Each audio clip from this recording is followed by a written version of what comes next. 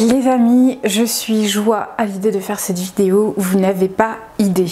Il y a quelques mois de ça, je vous ai posté une série de vidéos sur ma chaîne au sujet de mes favoris mangas, que ce soit en termes de seinen, de shoujo ou de shonen, et j'ai tellement kiffé faire cette série de vidéos que j'avais envie de réitérer l'expérience en vous présentant mes dernières découvertes manga.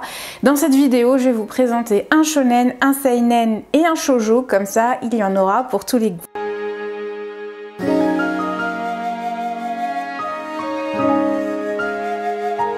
Premier manga de cette vidéo, il s'agit d'un shonen dont vous avez sûrement dû entendre parler si vous kiffez les mangas. Il s'agit de Jujutsu Kaisen, mais pas n'importe lequel. Il s'agit du film qui est sorti il y a environ 2 ans, Jujutsu Kaisen 0, et qui est un préquel de la série du manga que vous connaissez probablement. Alors certes, je ne fais pas dans l'originalité, mais Jujutsu Kaisen est un manga qui m'a donné beaucoup de mal. Quand il est sorti en 2020, j'ai regardé les 2-3 premiers épisodes et j'ai pas du tout accroché et j'ai laissé tomber l'affaire. Je m'y suis remise très récemment. Et c'est vrai que ça commence à devenir intéressant au bout d'une dizaine d'épisodes. Mais si comme moi tu es un adepte des mangas qui t'envoie des claques à chaque épisode, un peu comme Shingeki no Kyojin, et bien Jujutsu Kaisen, c'est pas du tout le même délire. Et donc j'ai vu Jujutsu Kaisen 0, qui est donc un film prologue de la série manga que vous connaissez, et là je me suis pris une belle claque comme je les aime quand je regarde des animés. Et du coup, si vous n'avez pas démarré Jujutsu Kaisen, je vous conseille fortement de démarrer par ce film pour vous donner un avant-goût de ce que sera la série animée par la suite. Moi je regrette de ne pas avoir démarré par ce film parce que ça aurait changé la donne. Pour vous faire un rapide petit topo du synopsis, ça suit l'histoire de Yuta Okkotsu, qui est un jeune adolescent âgé de 16 ans, hanté par un esprit maléfique qu'on appelle Fléau, qui s'en prend à toutes les personnes qui pourraient nuire à Yuta. Et en fait, cette créature est le fantôme de Rika, une amie d'enfance de Yuta qui est morte dans un accident de voiture. Après que Rika, sous sa forme démoniaque, et une fois de plus réagit très violemment pour protéger Yuta d'agresseurs, ce dernier est pris en charge par Satoru Gojo, le fameux et l'unique Satoru Gojo que vous devez connaître si vous avez regardé Jujutsu Kaisen, qui est donc professeur à l'école d'exorcisme de Kyoto, et il décide d'apprendre à Yuta à devenir exorciste afin de maîtriser les pouvoirs que Rika lui confère. Du coup, si vous êtes familier à la série animée, vous vous rendrez compte que le protagoniste principal de Jujutsu Kaisen 0 est différent. C'est pas Yuji Itadori, mais bien Yuta Okkotsu qui a son importance dans la trame principale, sans faire de spoil. Et moi, ce que j'ai kiffé dans ce film, c'est que l'animation est sublime, bien au-delà de la série animée. Moi, je trouve que la série animé manque un petit peu de finesse. À certains moments, l'animation est un petit peu brouillon, du coup j'en suis pas très fan, mais là de bout en bout le film est sublime.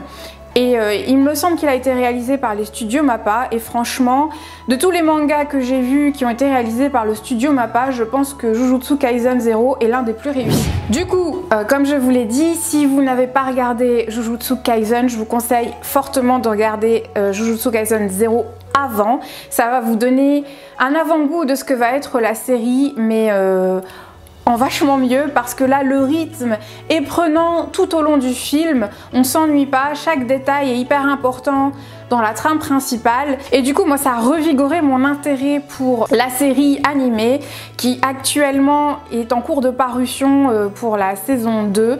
Ceux qui suivent doivent être en plein dedans, en plein dans l'arc du drame de Shibuya qui est une tuerie. Il y a à peine quelques mois, pour moi, Jujutsu Kaisen, c'était un gros fail. Et bien, j'ai changé d'avis. Comme quoi, il n'y a que les imbéciles qui ne changent pas d'avis.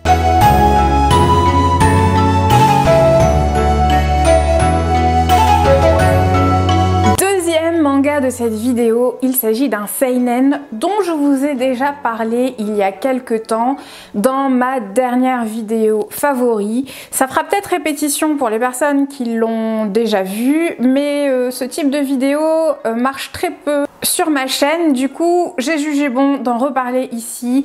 Il s'agit de Pluto. Le mangaka à l'origine de Pluto n'est autre que le seul et l'unique Naoki Urasawa, dont je vous ai parlé abondamment sur ma chaîne. C'est lui qui a rédigé Monster, qui est à ce jour, pour moi en tout cas, l'un des meilleurs seinen. Et Pluto a été rédigé en collaboration avec Osamu Tezuka, qui est le père du manga tel qu'on le connaît aujourd'hui, puisque c'est lui qui est à l'origine du manga Astro Boy. C'est l'un des premiers mangas qui a été diffusé en animé dans les années 50.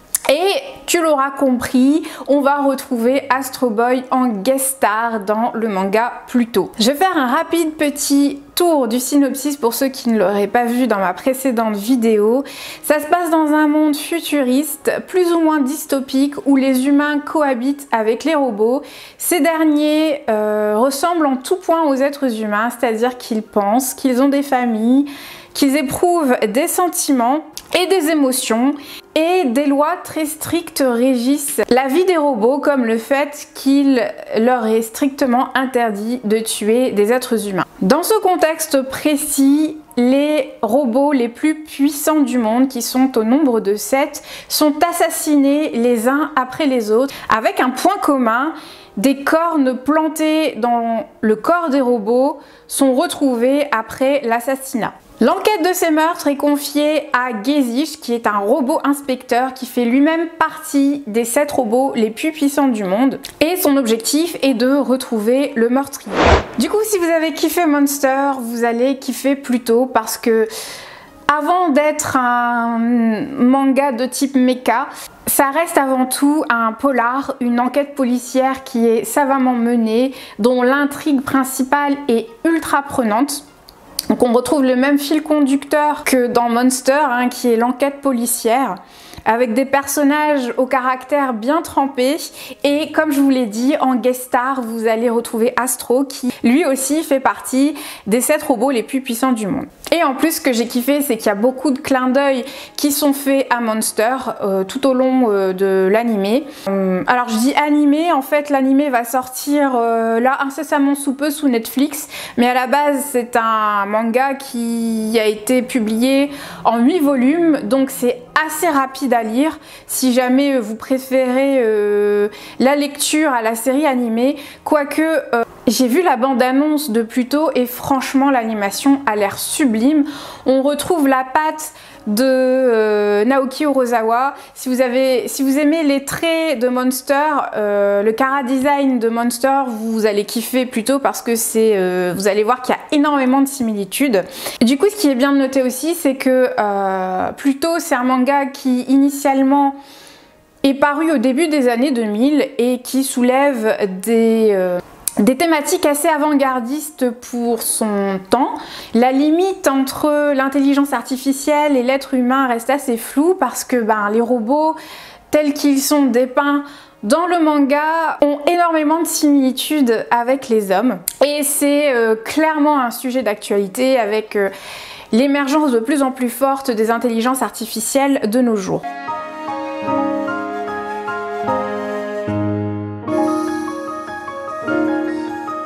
Dernier manga de cette vidéo, et non des moindres, ça a été la plus belle surprise pour moi, parce que c'est un shoujo. Et de base, je suis pas une grande fana de shoujo. Il y en a quelques-uns que je kiffe et dont j'ai parlé dans ma vidéo favori, mais c'est des mangas qui datent de plus de 20 ans. Et celui-ci est très récent. Alors tu en as peut-être entendu parler parce que il a relativement bien fonctionné, il est dispo sur Netflix.